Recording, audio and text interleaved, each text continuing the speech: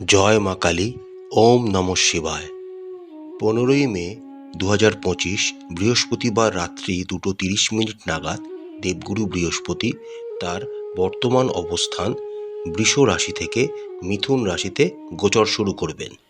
15ই মে 2025 থেকে 1 জুন 2026 পর্যন্ত দেবগুরু বৃহস্পতি মিথুন রাশিতেই গোচর করবেন।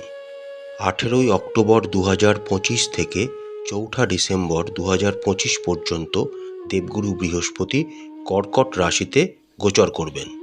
সিংহ রাশির সাপেক্ষে দেবগুরু বৃহস্পতি আপনাদের একাদশ ঘর মিথুন রাশিতে গোচর করবেন।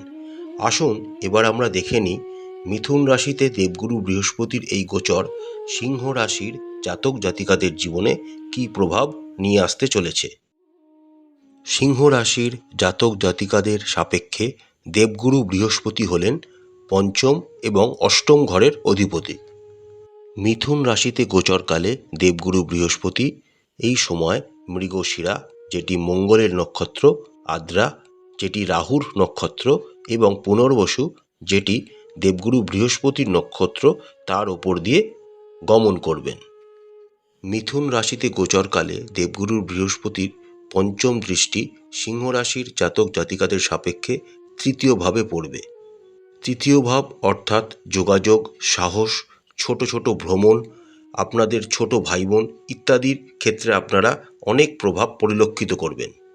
দেবগুরু বৃহস্পতির সপ্তম দৃষ্টি থাকবে আপনাদের পঞ্চম গৃহ ধনু রাশিতে। পঞ্চম গৃহ অর্থাৎ সৃজনশীলতা, বুদ্ধিমত্তা, সন্তান, উচ্চ বিদ্যা, উচ্চশিক্ষা, জ্ঞান ইত্যাদির ক্ষেত্রে আপনারা দেবগুরুর বৃহস্পতির প্রভাব লক্ষ্য করবেন। এবং দেবগুরুর বৃহস্পতির নবম দৃষ্টি থাকবে আপনাদের সপ্তম ঘরে কুম্ভ রাশিতে। সপ্তম ঘর হলো বিবাহর জায়গা, অংশীদারি ব্যবসার জায়গা এবং নিজস্ব ব্যবসার জায়গা।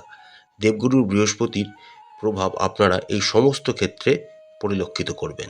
কর্মক্ষেত্রের দিক থেকে দেবগুরুর বৃহস্পতির এই গোচর সিংহ রাশির জাতক জাতিকাদের জীবনে আমূল পরিবর্তন আনতে চলেছে। একাদশ ঘরে দেবগুরুর বৃহস্পতির অবস্থান কেরিয়ারের অগ্রগতি, নেটওয়ার্কিং এবং পেশাদারে জীবনে বিকাশের জন্য অত্যন্ত অনুকূল।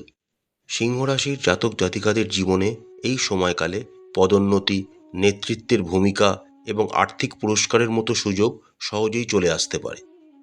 এডুকেশন, রিসার্চ, ফিনান্সিয়াল ইনস্টিটিউশন বা স্পিরিচুয়াল কোনো অ্যাক্টিভিটির সাথে যারা যুক্ত রয়েছেন তারা বিভিন্নভাবে এই সময় উপকৃত হতে চলেছেন দেবগুরুর বৃহস্পতির আশীর্বাদে। মিথুন রাশিতে গোচরকালে দেবগুরুর বৃহস্পতির পঞ্চম দৃষ্টি সিংহ রাশির জাতক জাতিকাদের সাপেক্ষে তৃতীয় ঘরে থাকবে, যার ফলে সিংহ রাশির জাতক জাতিকাদের যোগাযোগের দক্ষতা বৃদ্ধি পাবে, জনসংযোগ বৃদ্ধি হবে, বিক্রয় এবং সৃজনশীল পেশার জন্য এই সময়টি একটি অত্যন্ত চমৎকার ভূমিকা পালন করবে।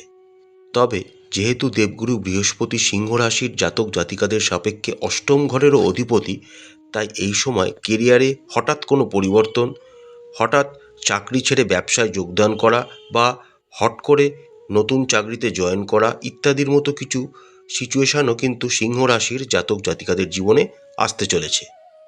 জ্যোতিষশাস্ত্র অনুসারে দেবগুরুর বৃহস্পতির একাদশ ঘরে অবস্থান বা একাদশভাবে গোচর খুবই মঙ্গলদায়ক বলে বিবেচিত করা হয়। অর্থাৎ সিংহ রাশির জাতক জাতিকাদের সাপেক্ষে দেবগুরু বৃহস্পতি নেক্সট 1 বছর আপনাদের একাদশভাবেই গোচর করবেন। এই সময়কালে আপনারা আপনাদের আয় অনেকাংশে বৃদ্ধি পেতে দেখবেন এবং অনেক আয়ের নতুন সুযোগও আপনাদের সামনে এই সময় চলে আসতে পারে।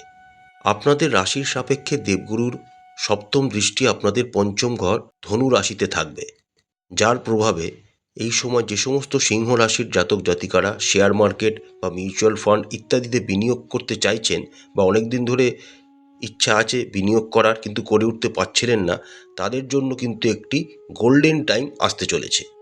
তবে যেহেতু দেবগুরু বৃহস্পতি আপনাদের অষ্টম ঘরেরও অধিপতি, তিনি আপনাদের একাদশ ঘরে গোচর করছেন, তাই বড় কোনো ইনভেস্টমেন্ট করার আগে অবশ্যই কোনো প্রফেশনাল অ্যাডভাইজারের পরামর্শ নেবেন, এতে আপনাদের ভবিষ্যৎ উজ্জ্বল হবে। দেবগুরুর বৃহস্পতি একাদশ ঘরে অবস্থানকালে তার সপ্তম দৃষ্টি আপনাদের পঞ্চম ভাব ধনু রাশিতে থাকার জন্য আপনাদের সন্তানেরা অনেক অগ্রগতি লাভ করবে।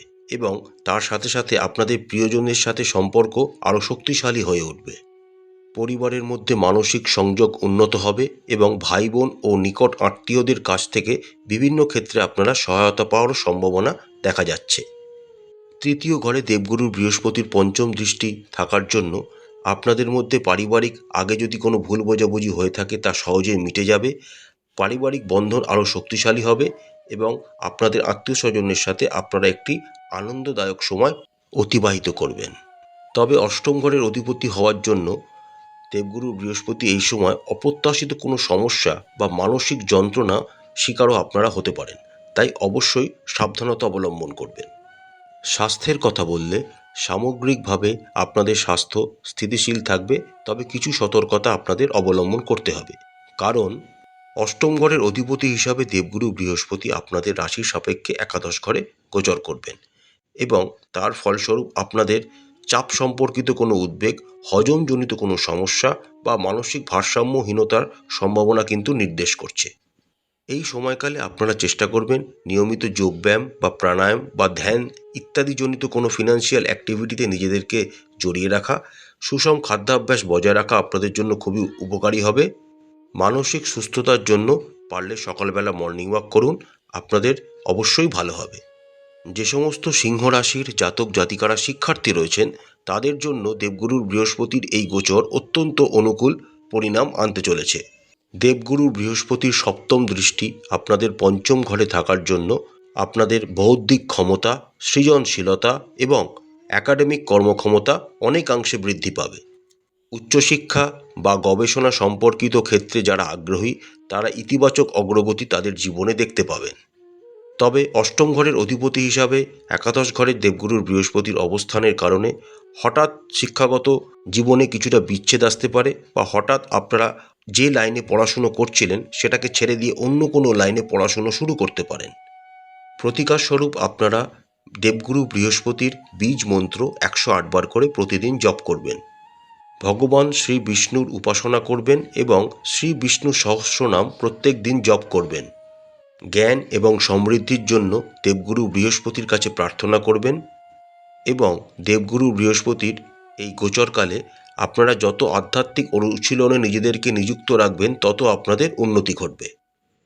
আশা করছি বন্ধুরা দেবগুরু বৃহস্পতির এই গোচর সিংহ রাশির জাতক জাতিকাদের জীবনে সুখ বয়ে নিয়ে আসবে।